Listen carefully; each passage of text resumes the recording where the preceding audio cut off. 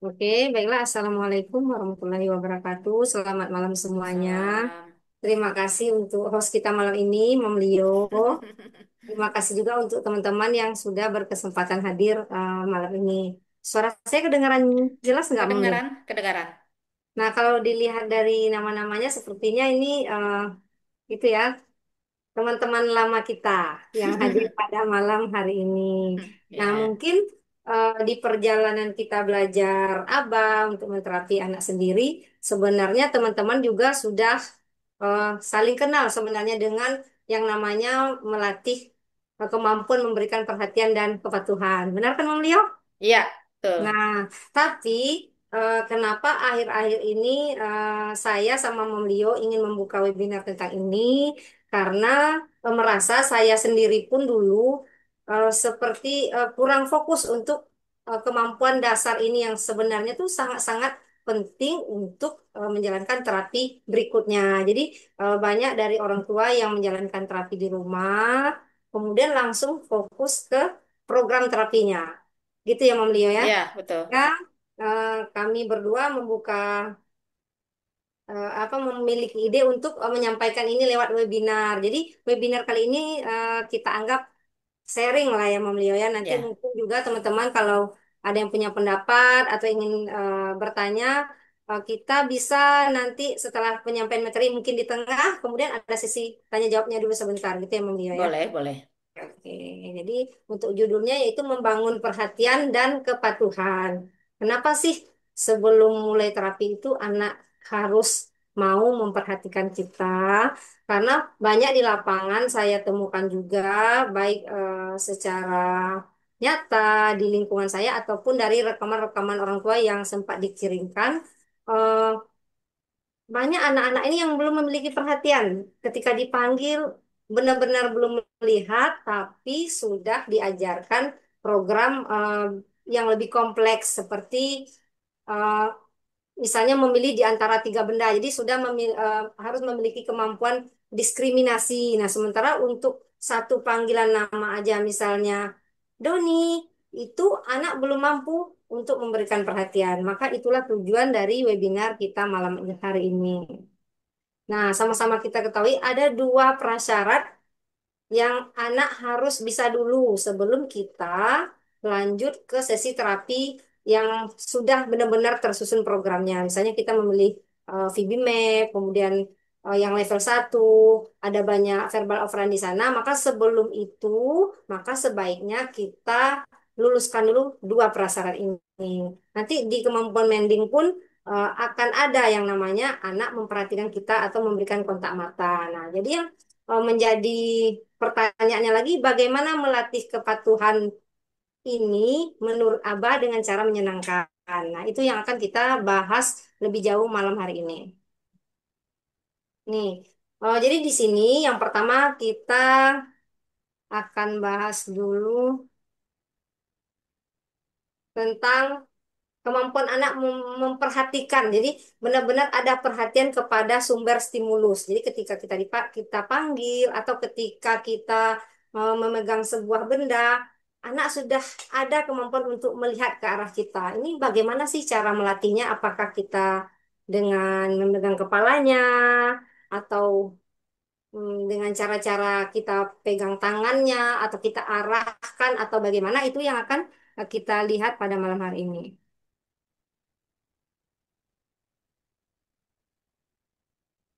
Nah, di sini bisa kita lihat salah satu ciri anak-anak yang sudah mulai memberikan perhatian kepada terapisnya adalah mampu melakukan kontak mata. Tapi melakukan kontak mata di sini tidak harus yang dalam durasi yang sangat lama, tidak harus 1 menit, setengah menit. Cukup sekian detik dulu untuk di awal. Nah, anak sudah melakukan kontak mata terhadap kita. Maka ini menandakan anak sudah mau memberi perhatiannya kepada kita. Kemudian ketika kita memanggil dari arah yang berbeda, sudah mau memutarkan badannya menghadap ke arah kita, atau ketika kita memiliki mainan yang bisa bergerak, seperti mobil-mobilan yang bisa berjalan, atau kelinci-kelinci yang bisa berputar. Nah, ini anak mau berbalik arah ke arah kita. Kemudian ketika kita kasih instruksi yang sangat sederhana, yang satu kata dulu, misalnya ambil, nih anak sudah menunjukkan perhatiannya kepada kita. Nah, inilah yang akan kita bangun di awal terapi. Lalu bagaimana membangunnya? Nah, disinilah kita membutuhkan yang namanya reinforcer. Jadi ketika kita memanggil anak, anak belum melihat kita, apakah kita akan pegang kepalanya, apakah kita akan dekati dia? Nah, disinilah perbedaan yang akan kita lihat secara signifikan jika kita menggunakan yang namanya reinforcer. Reinforcer ini kan fungsinya penguat. Jadi ketika anak kita panggil Doni, Doni belum melihat, maka di dalam ABA kita tidak dianjurkan untuk memanggil berkali-kali. Jadi, Doni, Doni, lihat Mama, Doni, Doni. Bukan itu yang kita lakukan, tapi cukup Doni. Doni tidak datang, maka langsung prom. Jadi, prom itu bantuan.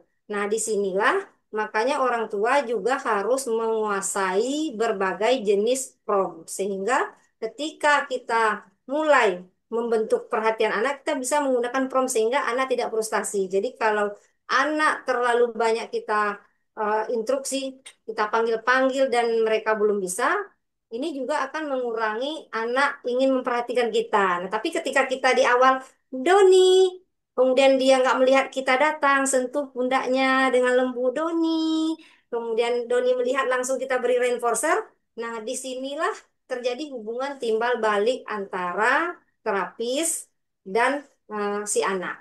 Nah, inilah yang di dalam ABA disebut pairing. Jadi, pairing ini juga tujuannya untuk membentuk perhatian dan kepatuhan. Kemudian, ini contoh-contohnya untuk anak yang sudah mulai bisa memiliki perhatian kepada terapisnya. Dia akan melihat ketika dipanggil, dan ketika diminta menunjukkan sesuatu, dia akan melihat juga. Tapi ini durasinya masih pendek, tidak harus dalam durasi yang lama.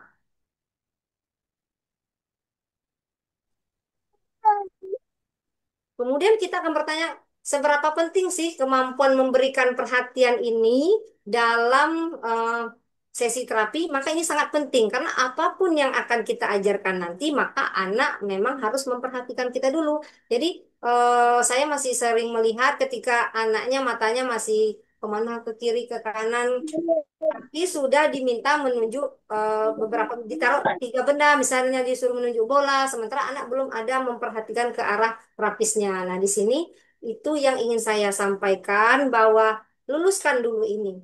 Biarkan dulu anak melihat ke arah terapisnya, ke arah orang tuanya. Jadi jangan terburu-buru untuk langsung masuk ke program yang lebih kompleks. Nah, yang kedua adalah kemauan untuk mengikuti instruksi atau kepatuhan. Kalau yang pertama tadi anak sudah mulai tertarik untuk melihat kita, kemudian yang kedua adalah anak mau patuh.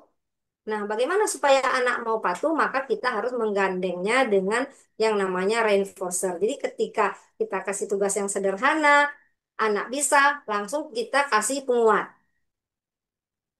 Sehingga ke depannya apapun yang kita minta, anak akan mengulang untuk patuh. Nah, jadi kepatuhan di sini benar-benar kita bangun dari dalam diri anak. Jadi motivasi dari dalam diri ini hanya bisa dilakukan kalau kita menggunakan reinforcer. Dan satu hal lagi yang ingin benar-benar saya tekankan, jika Bapak Ibu memilih ABA, untuk terapi di rumah, maka Bapak Ibu harus memahami bahwa reinforcer adalah hal yang sangat penting supaya terapi bisa berjalan dengan baik. Ibaratnya kalau misalnya mobil, maka reinforcer adalah bahan bakar dari terapi tersebut. Itulah yang akan membangkitkan motivasi eh, anak-anak ini untuk mau memberikan perhatian, untuk mau patuh kepada terapis atau bapak ibunya. Maka di sini sangat penting untuk bisa menentukan apa reinforcer anak-anak kita. Nah, di sini juga yang sering terjadi itu adalah menduga-duga. Jadi, misalnya anak saya itu suka makanan yang garing-garing, terus langsung memutuskan keripik adalah reinforcernya. Nah, padahal untuk menentukan sebuah reinforcer itu apakah benar-benar reinforcer, maka memang benar-benar harus dicobakan di dalam terapi dulu. Jadi, misalnya untuk menduga kita boleh.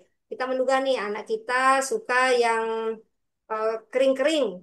Lalu kita duga keripik adalah reinforcer. Kita cobakan dulu. Nah, ketika dicobakan di terapi, apakah itu tuh benar-benar efektif untuk meningkatkan perilakunya atau tidak? Nah, dari situ kita baru bisa menyimpulkan bahwa itu adalah sebuah reinforcer. Jadi tidak bisa kita langsung, saya kemarin dalam sesi belajar sudah menggunakan keripik, Bu, tapi anak saya kok tidak patuh. Nah, mungkin saja keripik di situ belum berfungsi sebagai reinforcer.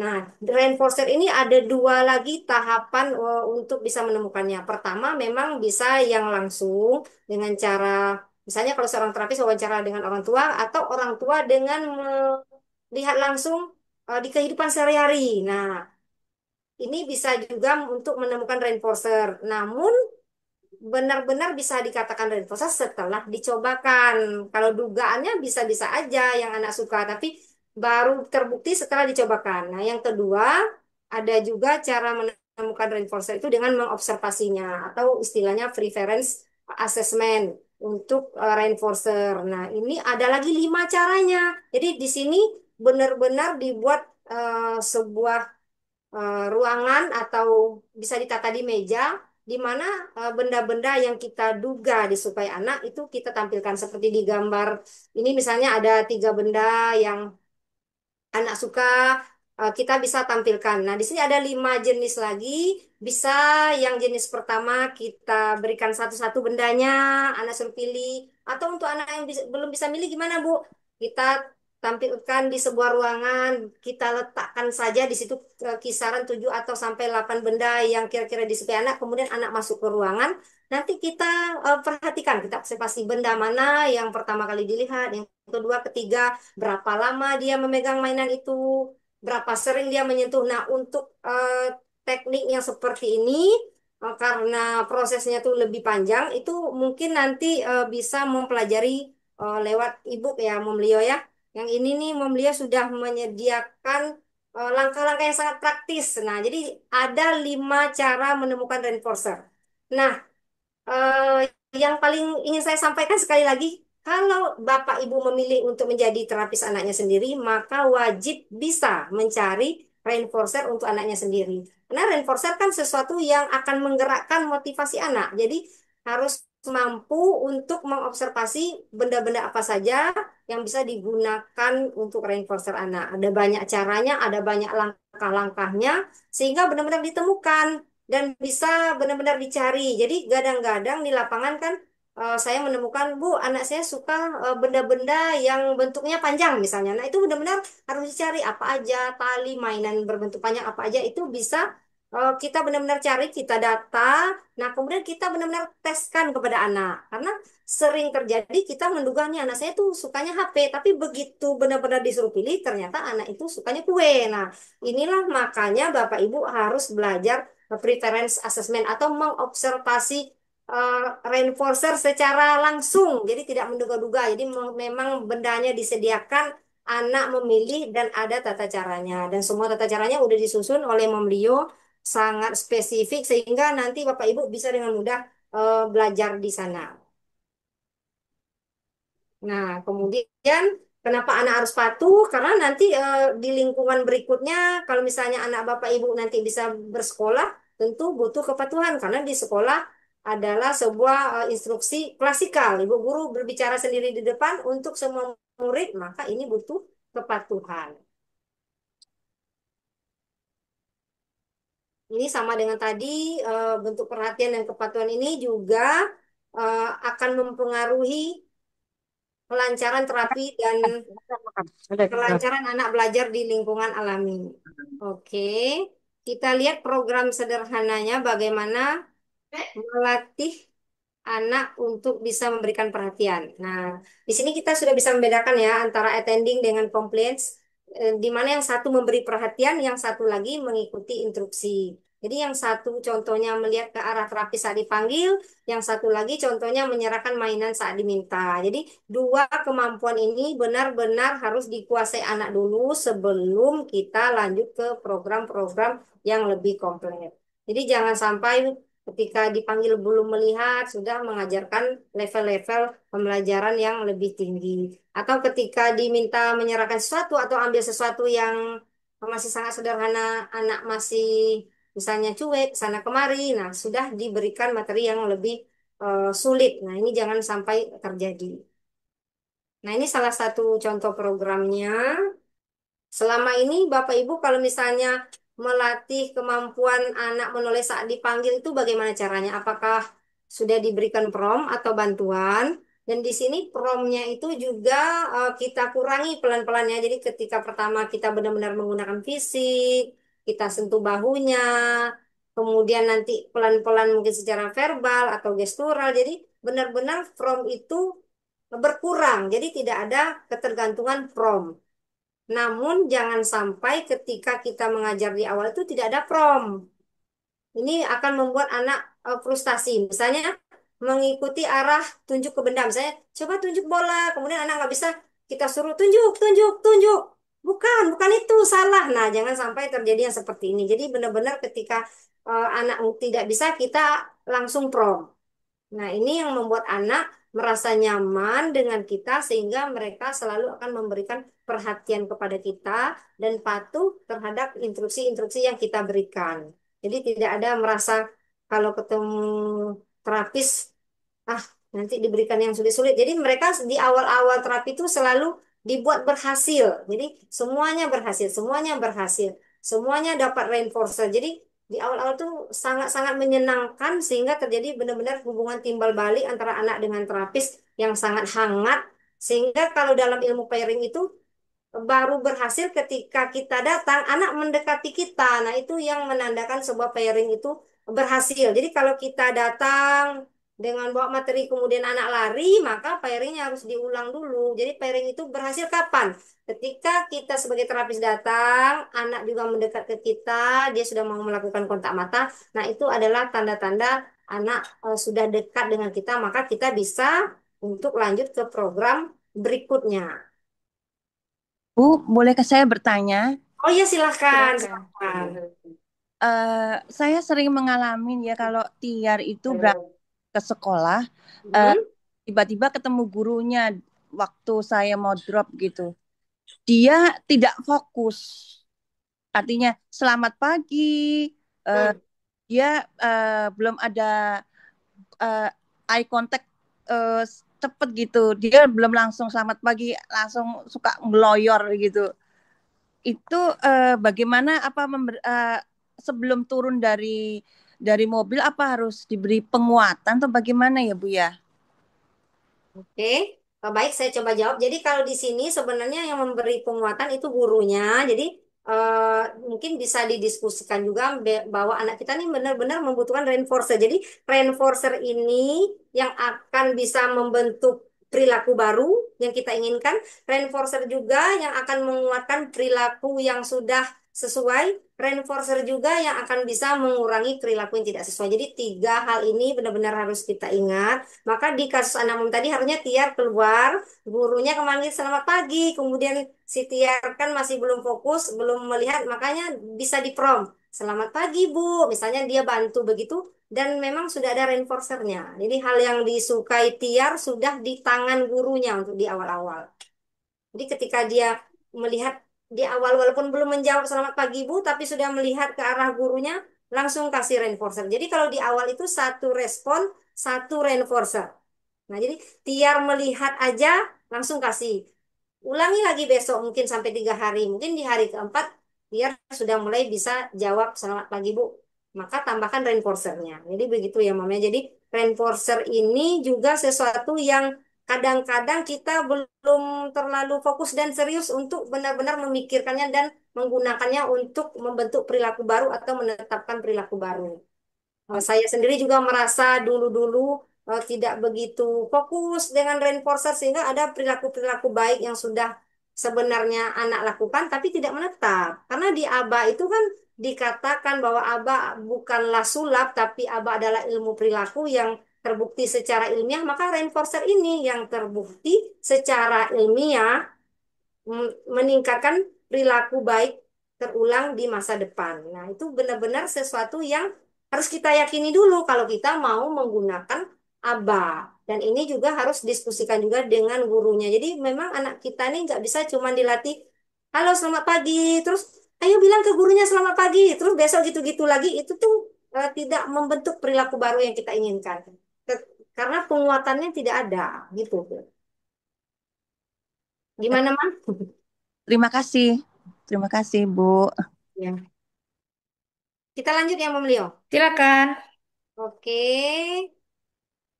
Kalau tadi program untuk agar anak memberikan perhatian, sekarang untuk kepatuhan, mengikuti instruksi.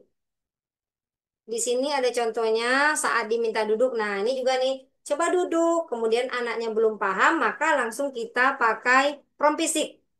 Nah, kita pegang bahunya, arahkan ke kursi. Kemudian anak sudah duduk, beri reinforcer. Nah, nanti kurangi promptnya.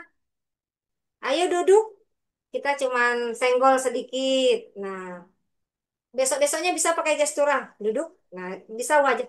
Nah, gitu. Kemudian anak sudah duduk. Nah, inilah yang memang benar-benar harus dikuasai oleh seorang terapis atau orang tua. Jenis-jenis prom yang bisa kita gunakan dan benar-benar bisa berkurang pelan-pelan. Jadi jangan kalau hari ini dipegang, seminggu lagi dipegang terus, sebulan lagi dipegang terus, maka nanti anak ini tidak akan bergerak kalau kita belum pegang. Nah, ini yang dinamakan ketergantungan prom. Nah, yang kedua kita lihat memberikan benda saat diminta. Nah, ini juga kita menggunakan prom di sini.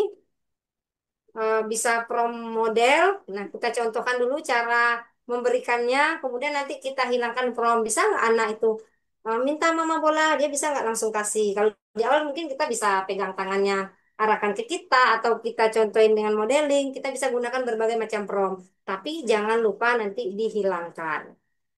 Nah, kemudian yang melakukan gerakan sederhana seperti tepuk tangan, angkat tangan. Nah, inilah yang tadi dibahas juga ya. Pertama kita menggunakan prom model. Nah, tepuk tangan Betul, kita betul. biasanya kita nggak pakai, tidak diucapkan secara verbal, misalnya tirukan. Nah, sudah kemudian anak kan bisa. Nah, nanti baru kita menggunakan prom yang lain sampai anak mandiri. Nah, di sini kita bisa lihat contoh target menoleh saat nama dipanggil. Ini adalah PR yang benar-benar dialami hampir semua orang tua ya yang menterapi anaknya di awal-awal. Pasti kalau misalnya anaknya mengarah ke autistik, sangat sulit dipanggil atau menoleh. Nah, maka di sini pertama kali ketika kita memanggil di awal, tuh usahakan jaraknya dekat, jangan jauh-jauh di 4 meter gitu, jangan. Jadi dekat aja. Kemudian nadanya juga jangan yang keras, tapi cukup tegas dan hangat, penuh kasih sayang, gitu ya Mama Leo ya. Jadi Ya. kayak Andi, ya. Andi, Andi, Andi, Andi, Andi, tengok Mama, kan gitu juga. Lihat Mama Andi, lihat. Nah, ini yang sering membuat anak tambah tidak mau melihat orang tua. Jadi di awal Andi, begitu Andi nggak melihat, langsung momnya yang mendekat Andi. Begitu dia natap sekian detik, langsung kasih reinforcer. Jadi cukup sekian detik, ya. Jangan tunggu kan belum lama, ya belum lama karena kan di awal. Nah, jadi di sini kita bangun sedikit, sedikit, sedikit, sedikit, lama-lama jadi nanti bisa jadi lebih panjang. Jangan lupa pasangkan dengan reinforcer, karena kalau dengan reinforcer dia pasti, oh ternyata kalau lihat mama, aku dapat kue yang kusuka. Nah, tapi kalau misalnya kita tidak kasih reinforcer, anak belum paham nih, ngapain juga aku lihat-lihat ke mama gitu kan, mereka nggak, pemikirannya nggak seperti kita yang kalau dipanggil orang nggak sopan kalau tidak melihat. Nah, belum sampai ke situ. Jadi pemikiran mereka hanya sampai kalau aku melihat mama, aku langsung dapat kue. Nah, inilah yang mereka mengerti dan kita manfaatkan untuk mempertahankan perilaku ini. Kemudian yang tadi bisa kita mendekat, bisa kita pegang bahunya, tapi jangan kita kuat-kuat juga ya Mam Leo ya, kayak yang ya sentuhan sayang lah, Andi gitu. Kemudian ketika menoleh ini nih, menoleh ini kan cepat ya. Jadi proses menolehnya tuh kalaupun dia menatap mata kita kan sepersekian detik. Nah, jadi memang kalau kita berniat menterapi anak kita di rumah, kita tuh benar-benar gimana ya Mam Leo ya? Harus standby, reinforcernya tuh selalu ada di dekat kita gitu. Jadi tidak bisa kalau setiap manggil reinforcernya belum ditemukan, reinforcernya di dapur, di sini, di sana, maka tidak terbentuklah kepatuhan tadi. Anak tidak tertarik untuk melihat kita. Karena ngapain aku melihat? Nah, karena anak ini kan yang mereka pahami, aku lihat, aku dapat. Nah, masih sampai di situ pemikiran mereka. Kemudian ketika dia sudah melihat, kita bisa kasih konsekuensinya dengan memuji, tapi nggak yang terlalu panjang. Wah, kamu hebat sekali, sudah lihat mama, mama senang sekali. Anaknya keburu kabur. Jadi kayak kita bilang, wah, kamu sudah lihat mama, langsung reinforcer. Nah, itu yang harus kita lakukan sehingga nanti anak ini ketika dipanggil tuh cepat. Saya menemukan kasus yang gini juga ya, Mam Leo ya. Anak ini karena melewatkan fase yang ini tadi, sudah semakin besar, komunikasi sudah semakin bagus. Tugas-tugas semakin bisa, sudah banyak lah kemampuannya, tapi tetap aja ketika dipanggil tuh responnya lambat. Nah, jadi kalau Bapak Ibu ingin respon anaknya cepat, maka di awal ini juga reinforcernya cepat. Jadi ketika respon satu, langsung. Respon satu, langsung. Nah, ini mempengaruhi besok-besok, besok-besoknya lagi. Jadi nanti apapun yang diminta, responnya akan cepat. Kalau tadi di DTT bisa dilakukan berulang-ulang sampai master. Kemudian kita lihat di lingkungan alami. Gimana sih melatihnya di lingkungan alami? Nah, ini ada situasinya ya. Jadi misalnya anak lagi duduk di lantai. Nah, kemudian mama memegang mainan boneka gajah. Nah, di sini boneka gajah ini dipastikan dulu adalah boneka kesukaan anak. Nah, yang sering terjadi itu duduk megang boneka dan bonekanya tuh anak nggak suka, ya anaknya nggak datang. Jadi kita cari tahu dulu benda yang kita pegang adalah memang benda yang kemungkinan reinforcer atau benda yang memang akan menarik anak. Nah, di sini instruksinya lihat ini. Kemudian anak kan nggak lihat lihat ini, anak kemana kemana kemana. Nah, kita yang bergerak ke arah depan, kita jalan ke sana, kita letakkan mungkin mainannya di dekat mata kita, kita arahkan. Jadi mengarahkan di sini bukan dengan cara memegang kepala anak, tapi dengan bendanya itu yang kita gerakkan supaya anak melihat ke arah mainan gajah. Dan begitu melihat sekian detik, kita langsung labeling gajah, langsung kasih reinforcer.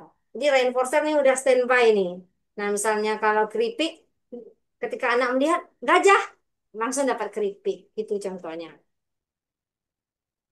Nah, di sini seperti yang saya sampaikan tadi, kita harus menguasai berbagai macam jenis prom. Di gambar pertama yang ada Numicon ini prom fisik, di mana ketika anak belum bisa, kita bisa arahkan tangannya, pegang. Nah, untuk mengarah ke target yang ingin dilakukan. Kalau yang kedua, cuci tangan adalah pro modeling. Dicontohkan anak meniru, kemudian juga ada yang tekstual untuk anak yang sedang bisa membaca, bisa pakai tulisan. Jadi ada prom verbal, ada prom posisi, dan masih banyak lagi.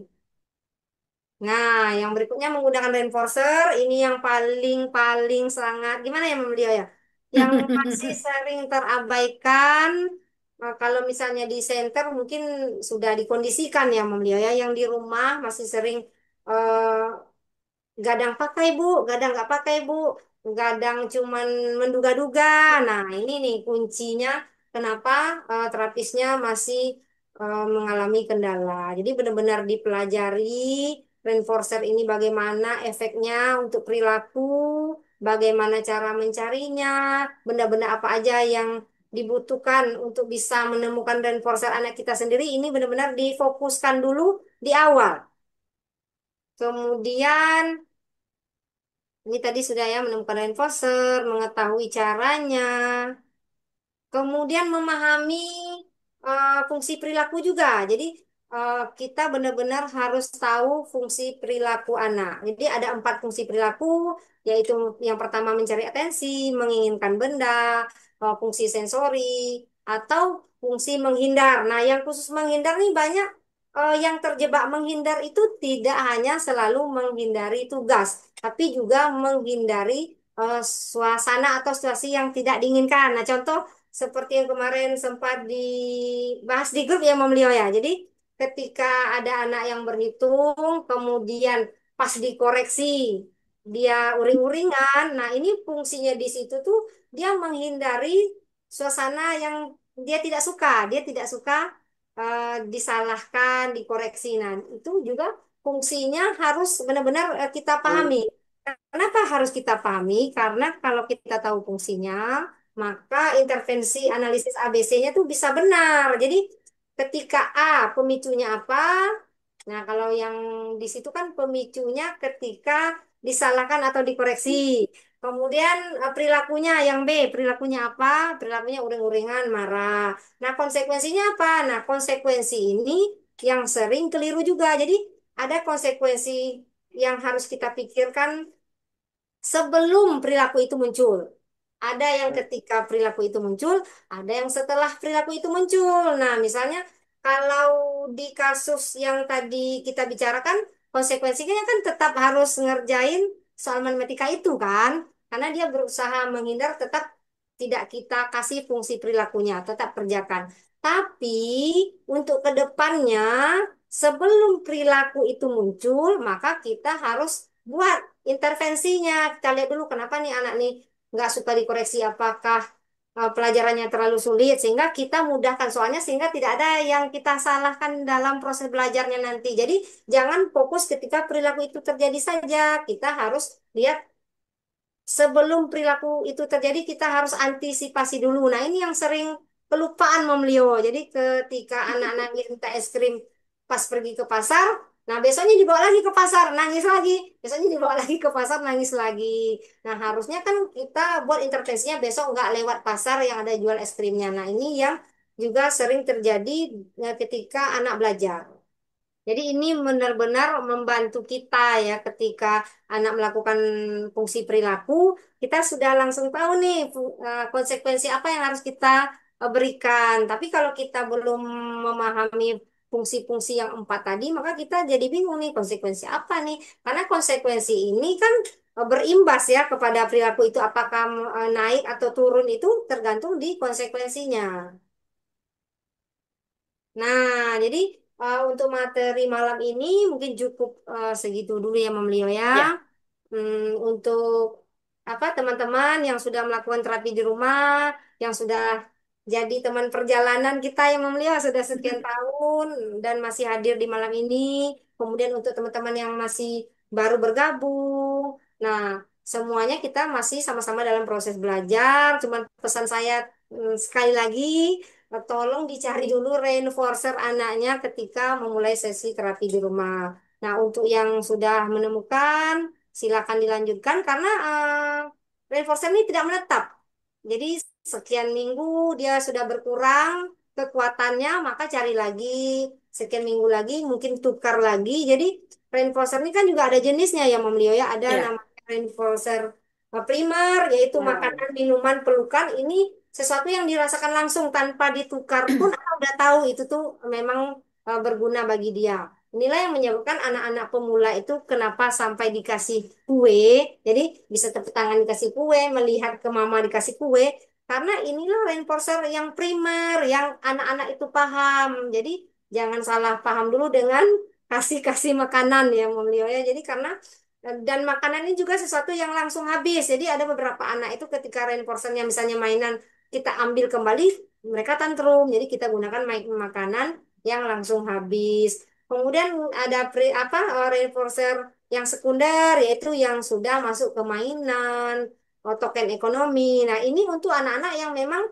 kemampuannya udah mulai paham kalau token ekonomi itu bisa ditukar, sudah mulai memahami konsep sosial. Apalagi kalau reinforcer pujian. Jadi kan ada juga yang orang tua bilang, saya kasih kok reinforcer tapi dalam bentuk pujian, wah kamu hebat. Nah, ini bisa kalau anaknya memang sudah mengerti secara sosial, sudah memiliki motivasi dipuji. Tapi kalau masih yang sangat awal-awal, yang masih baru, nah ini mereka belum mengerti. Jadi pujian belum menjadi reinforcer sebenarnya.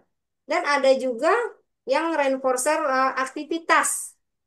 Misalnya dia dapat reinforcernya ke taman, main ayunan. Nah, kalau yang seperti ini tentu yang sudah durasi eh, kesabarannya tuh lebih panjang ya Mom Leo. Misalnya ya. mengerjakan tugas di sekolah dulu, pulangnya baru ke taman. Tapi kalau yang untuk pendek, tepuk tangan ke taman 1 jam kan nggak bisa. Jadi itu memang lebih efisien di makanan kalau yang untuk satu respon, satu reinforcer. Tapi nanti lama-lama kita geser sehingga dia benar-benar bisa di reinforcer alami. Jadi nggak selamanya juga kita akan bawa-bawa kue atau potongan buah. Nah, untuk ibu-ibu yang masih mungkin bingung perlu pendampingan, maka mungkin bisa menghubungi beliau untuk bisa di coaching secara pribadi. Jadi benar-benar dibuatkan programnya, dibimbing. Masih bingung nih cari reinforcer gimana? Diajarkan satu-satu. Bingung lagi nih, apa aja nih mainan kesukaan anak saya, dicari lagi, dibantu lagi. Tapi untuk teman-teman yang sudah bisa menjalankan sendiri di rumah, itu juga kami sangat apresiasi. Kalaupun ada yang ragu, ada yang bingung, kita selalu terbuka diskusi di grup besar ya, Mama Leo Ya, ya. Ya. saya mungkin sedikit share yang Hmm. tadi Bu Helci bilang soal reinforcer ini kan suka berubah-ubah ya. Yang Ya, seperti saya pernah sampaikan ke Bu Helci, saya tuh berpikir bahwa HP itu adalah reinforcer tertingginya Leo. ya. Dari dulu saya berpikir itu adalah reinforcer tertinggi. Sampai kemarin saya menjalankan MSWO itu, Hmm. yang preference assessment. Saya lupa itu 5 benda apa 6 benda di atas meja. Saya pikir HP itu nomor pertama dia akan ambil. Ternyata HP itu nomor terakhir. Ternyata setelah saya melakukan assessment, ini HP kenapa nggak diambil ambil? Jadi dia ngambil mainan Tetris, dia ngambil Play-Doh, dia ngambil ini, ngambil itu, dan itu HP-nya tidak diambil. Terakhir tinggal satu-satunya. Jadi benar-benar ya seperti Bu Helsi bilang bahwa kita pikir dia suka gitu. Ya, Ah, tapi belum ah. belum kita benar-benar cobakan. Oh iya.